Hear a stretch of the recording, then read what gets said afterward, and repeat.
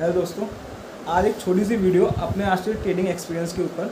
आज मैंने around 1000 rupees का प्रॉफिट बुक किया। बहुत छोटा प्रॉफिट आई नो, और कैपिटल केवल 10,000 लगी थी। ठीक है, 10,000 की कैपिटल पे 1000 रुपये, it's a great profit of 10%। 10% एक घंटे में एक एक्स अमाउंट पे निकालना बड़ी बात है थ्रू ऑप्शन ट्रेडिंग। बड़ी बात नहीं, मतलब मैं आज कर पाया, मैं 10% रिटर्न निकाल के जा पाया। वैसे मैं ज़्यादा भी कमा सकता था, पर वही है, साइकोलॉजी बहुत इंपॉर्टेंट होती है। जहाँ साइकोलॉजी में ज़रा सा भी आपकी सोच गलत हुई, वहीं पे आप या तो एग्जिट जल्दी कर जाओगे, जो मैंने आज गलती करी, या फिर आप लॉस में चले जाओगे। अब देखो, मैं आपको थोड़ा एक्सपीरियंस समझाता हूँ क्या होता है ट्रेडिंग में। देखो क्या होता है, जैसे मैं बेसिकली इंडेक्स ट्रेडर हूँ, तो निफ्टी बैंक निफ्टी में ट्रेड करता हूँ। तो मैंने आज पहले चार्ट पूरा प्री एनालिसिस किया कि क्या मार्केट जा सकता है, कैसा मार्केट अप या डाउन जा सकता है। ठीक है, एक पैटर्न मुझे दिखा कि ये पैटर्न होगा। आज स्टॉप लॉस हंटिंग पैटर्न था, वो मुझे लगा था ये आज प्लेस होगा। जो एक राइट लोकेशन थी, मैं वहाँ पे एंटर किया। ठीक है, आप समझ नहीं सकते कितनी बार मार्केट आपको ऐसी कॉन्ट्राडिक्टरी इन्फॉर्मेशन देगा कि आपको लगेगा बस गए, डूब गए, या फिर प्रॉफिट एकदम बूम और फिर एकदम नीचे। मतलब आप दिमागी तौर पे बहुत हिल जाओगे कि मैं करूं या ना करूं, या लालच आ जाएगा मन में कि यार अभी थोड़ा ऊपर जा सकता है, थोड़ा ऊपर जाता है, रुकते हैं, उतने में वो नीचे आ जाता है। फिर और नीचे आया तो लगता है अगर अब बुक कर तो इतना प्रॉफिट जो देखा था वो गया, अब कैसे बुक कर दें। मतलब बहुत कॉन्ट्राडिक्टरी इन्फॉर्मेशन आती है। या फिर मान लो आपने 2000 का प्रॉफिट देखा शुरुआत के 10-15 मिनट में, फिर और वो डाउन हो जाए, तो आपका मन ही नहीं करेगा 1500 पे बुक करो। आपको यही लगेगा कि आप 2000 पे जाके बुक करो, और वो कभी होगा नहीं। और जब तक होगा वो 1500 जाके फिर 800 पहुंच जाएगा। तो ये ट्रेडिंग में प्रॉब्लम आती है, और आप लॉस में भी जा सकता है। ठीक है, और हो सकता है वो ऊपर चला जाए इस ग्रीडीनेस में। मतलब आप ये देख लो कि मुझे लग रहा है कि ऐसे ऊपर जाएगा, फिर वो नीचे चला जाता है, अब मैं करूँ नहीं करूँ। ये जो सोच होती है ना, इस सोच को काबू करना, इन इमोशंस को काबू करना ट्रेडिंग में बहुत ज़रूरी होता है, और यही आपको प्रॉफिट देती है। फॉर एग्जांपल आज मेरे साथ क्या हुआ, मैंने अपना ट्रेड प्लेस किया, मैं पूरा आराम से 1 घंटे वेट किया। मेरा प्रॉफिट जो था, मैं आज श्योर था कि मुझे पता था कि ये पॉइंट है और मुझे यहाँ एग्जिट होना है। मैं रूल बेस्ड चला कि मैं 1% अपनी कैपिटल बनाई है रिस्क पे, और 2% लेने के लिए कि मैं 2% लूँगा, उसके बाद ही निकलूँगा। मेरे सामने 2% आया, मैं साथ बता रहा हूँ आज हुआ, ये प्रॉफिट 2000 तक टच हुआ, और मैंने नहीं बुक किया इस लालच में कि और ऊपर जाएगा। यही गलती होती है, उस लालच में मैंने नहीं बुक किया। फिर मैं रुका, चलो ठीक है, नीचे आया। फिर मैंने कहा कि चलो और ऊपर जाएगा, अभी नीचे आया, फिर वो 800-700 के पास आया। फिर मैंने कहा अब क्या बुक करने का। फिर मैं रुका, क्योंकि उसका एक रीज़न भी था कि मेरा टारगेट अचीव हो रहा था, मुझे लग रहा था कि और ऊपर जाएगा। एक ग्रीडीनेस थी, अगर मैं ग्रीडीनेस नहीं होती तो मैं आज 2000 का पहले ही ट्रेड में लेके निकल जाता। आपको जो स्क्रीनशॉट शो होंगे वो 2 ट्रेड के शो होंगे, उसमें एक में कम है और एक में तब मिला के 1000 बना, एक में ही मुझे 2000 का हो रहा था। तो ये ग्रीडीनेस है जिस वजह से वो टारगेट अचीव नहीं हुआ। यही साइकोलॉजी होती है, यही ट्रेडिंग साइकोलॉजी होती है, जो आपको किसी भी ट्रेडर को काबू, मतलब उस पर नियंत्रण पाना पड़ता है, वरना वो आप अचीव नहीं कर पाते हो।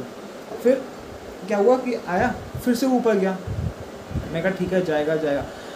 फिर वो ऊपर गया, फिर वो नीचे आया, सेम हुआ।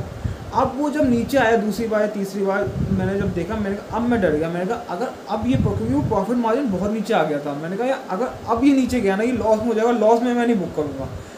मैंने एग्जिट का बटन दबा दिया और मैं कम अमाउंट को लेके बाहर निकल गया।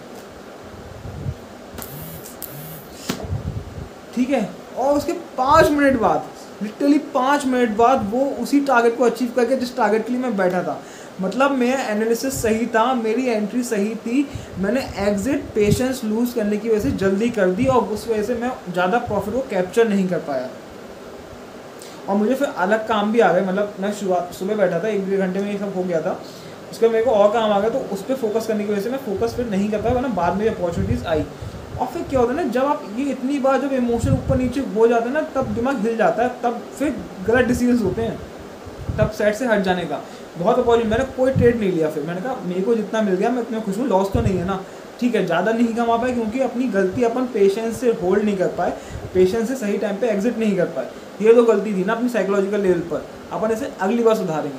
अपन ने ये गलती करी, पर अगर मैंने इस अनडिस्टर्ब माइंड में फिर से एक ट्रेड डाला होता तो शायद वो प्रॉफिट जो था 0 हो जाता। वो मुझे नहीं करना था, मैं इस बात में डैम क्लियर था। तो अपने रूल्स जो आपने बनाए हैं कि आपको इस पॉइंट पे एंटर करना है, इस पॉइंट पे एग्जिट करना है, ये पैटर्न पे आना, उसको फॉलो करना लाइव मार्केट में डिफिकल्ट है, पर वही करना इंपॉर्टेंट है। आगे इससे पहले भी एक मैं ट्रेड लिया था कल परसों, उसके ऊपर मैं डाल नहीं पाया, उसमें अराउंड मुझे 1500-1600 रुपये का प्रॉफिट हुआ था, वो भी मैंने सिर्फ 2% पे एग्जिट निकल गया था।